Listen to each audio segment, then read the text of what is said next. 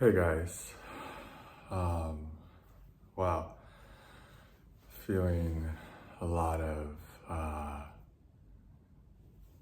kind of fear coursing through my body right now. Um, you're gonna have to excuse perhaps the bumbling nature of this video. I decided, whatever, it doesn't matter to say that. Yeah, what do I really want to say?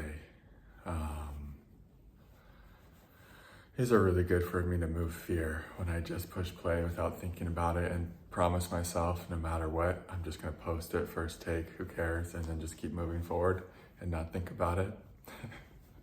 These are always kind of the best ones for me to shed layers of just self-judgment. The inner critic really dies, really takes I really take a death knell to the inner critic when I just say, fuck it, push play, we're going, we're gonna post, it doesn't fucking matter what I said, how good I think it was, whatever. And it kind of liberates, it liberates my inner artist too, because my inner artist is like, oh, we can really just fucking post anything. And then it kind of helps you get free to be really, yeah, you just get really, whatever, free when you do this is kind of like a, what is this? This is like an embodiment practice for me. I'm just getting to embody all these shaky areas in myself where I'm so worried about, what if I lose subscribers? Or what if no one likes it? Or what if, oh God, what if I receive critical comments? Sometimes I don't really, when I post a video like this, I do a kind of a self-care practice. I don't read the comments for a couple days or however long I need to go without taking input. You know, when you're really vulnerable, you make like a really vulnerable piece of art, you know, sometimes it's a nice thing to not take anyone else's input on it after you've released it to the public for a while, to kind of just let people have their, whatever, their opinions. And then when you feel ready, when that vulnerable part of you that you shared in the art feels ready, that's maybe when you go and see the response to it, because you can learn from the response and the feedback. And so at some point you might want to look at it, or maybe you don't, I don't know. Saying if you put out like some music that's really, you know, vulnerable or whatever your thing is. Yeah, so I'm just gonna sit here and kind of be afraid today. I got a really scared part of my being was triggered up last night. And the trigger was so small. And you might notice that it's like, here's when we tend to get triggered for almost nothing. It's when we have lots of light coursing through our being. Like last night I was channeling this awesome writing, and it was just so fun, and I felt so much light coursing through me. I felt like just so expansive and just like fucking so in my power, and had all these incredible visions coming through about like kind of who I am and who I'm meant to be in this lifetime, and just the excitement and joy of feeling myself fulfilling those visions was coming through, and I just had so much light beaming in and out and through, whatever, you know. And it's like that's when God, and I realized it in real time, that's when God is like, oh, we're gonna bring this chunk of disembodied fear and terror up to the surface because there's enough light for it right now.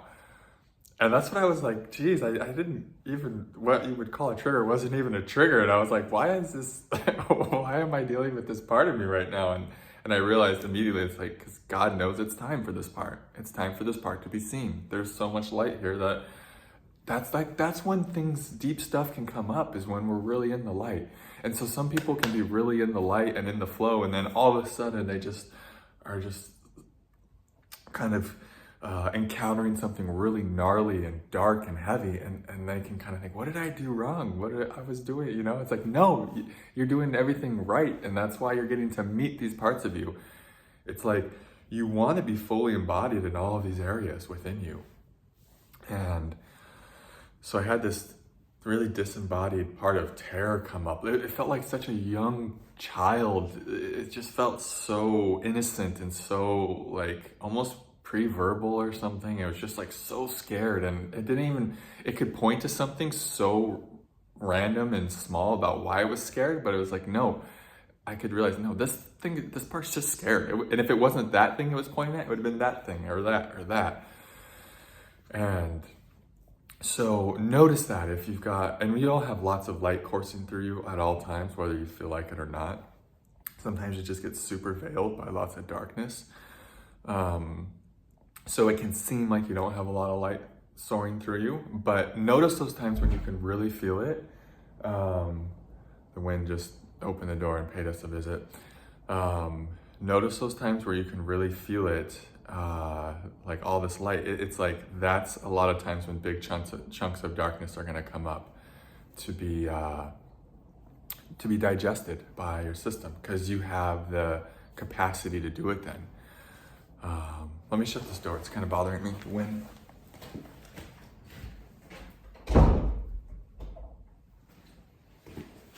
Yeah, it's like a nice little studio out here that I found. There's all these nooks and crannies on this property to like shoot nice videos. And I've been having to shoot them inside recently because it's so windy and rainy like every single day here. So yeah, I'm just gonna, I'm even noticing I'm going a little bit faster today because there's this fear up, right?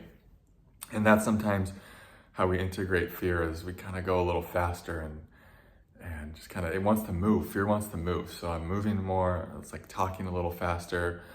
And it's like, that's what feels good to fear sometimes. It doesn't just want to sit still a lot, you know?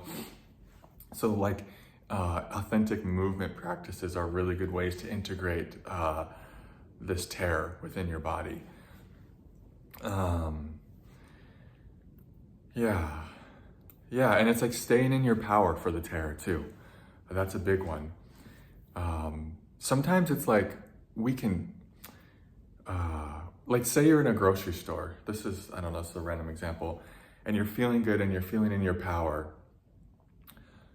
And then all of a sudden you get triggered, you know, and it's like, and all of a sudden the environment starts to feel overwhelming, and you feel like maybe when you walked into the atmosphere, you felt like you had an impact, like your light was shining bright and you were having an impact on the environment. You were having an effect on the environment, right? But then you get triggered, and then all of a sudden a disembodied part comes up and you start to feel powerless, and all of a sudden you're starting to feel at the effect of everything and you're starting to feel overwhelmed. Really common for empaths and sensitive awakening beings on the path to kind of go through this experience where we just get triggered somewhere, or it could be at a family gathering, it could be anywhere, and you just feel like, oh, you're so powerless and you're just taking everything in, and you're just, oh, you feel like, you know, you just want to run, you want to go into a hole, you want to just get so small. Notice that you haven't left your power in that moment. You're still in your power. It's like that was not in your control for that to happen.